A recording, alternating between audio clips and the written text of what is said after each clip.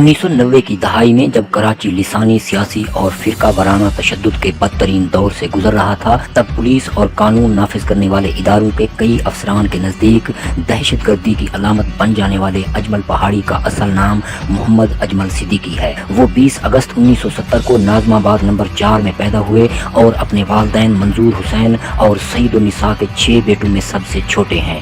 वो मकान number 11 sector A7 Orangi town number 1 और बाद अज़ां R42 ब्लॉक के नॉर्थ नाज़माबाद के रिहायशी रहे।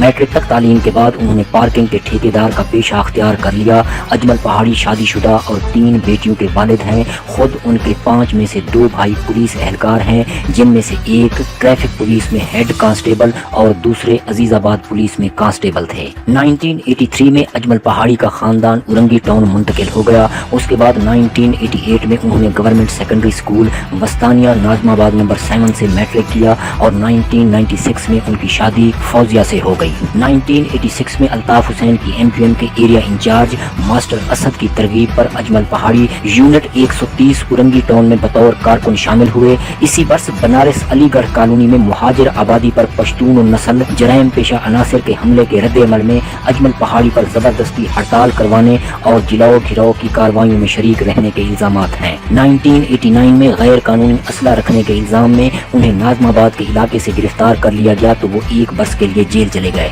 1992 तक उन पर जलाओ घिराव की कई दीगर कार्रवाइयों में मुलव्वस होने का इल्जाम है और इस दौरान 50 से 20 गाड़ियां भी नजर आतिश की। पुलिस के मुताबिक अपनी शनाख्त छुपाने के लिए अजमल पहाड़ी ने अदनान, मोहम्मद हुसैन और शाहनवाज जैसे कई फर्जी नाम भी अख्तियार किए। अजमल पहाड़ी के बारे में दौरान हिरासत बनने वाली ज्वाइंट इन्वेस्टिगेशन टीम की रिपोर्ट के मुताबिक अजमल पहाड़ी का दावा है कि वो 1996 में MQM लंदन सेक्रेटेरिएट से नदीम नुसरत के कहने पर अपने साथी ज़ीशान PIB वाला के साथ सिंगापुर पहुंचे और मुस्तफ़ा मार्केट में वाक़े एक होटल में क़याम किया, लेकिन उन्हें इल्म नहीं था कि उन्हें किस मकसद के लिए सिंगापुर बुलवाया गया है। रिपोर्ट के मुताबिक राब्ता करने पर नदीम नुसरत ने जनूबी अफ्रीका से जमील उर्फ जिम्मी को उनके पास भेजा, जिसने 3 रोज बाद उन्हें वीज़ा दिलवाकर सिंगापुर एयरपोर्ट लाइन से इंडिया भिजवाया। रिपोर्ट में यह भी बताया गया कि दिल्ली एयरपोर्ट पर कराची से मफरूर और मतलूब मुलजिम सन्नी ने उनका इस्तकबाल किया और 15 रोज तक एक घर में मेहमान रखने के बाद बस के जरिए 3-4 घंटे की मुसाफत पर वाक़ई जंगल में कायम एक तरबियती मरकज पहुंचा दिया। अजमल पहाड़ी के दावे के मुताबिक ट्रेनिंग कैंप में पहले ही MQM के साथी नूरा शाह फैसल कॉलोनी वाला,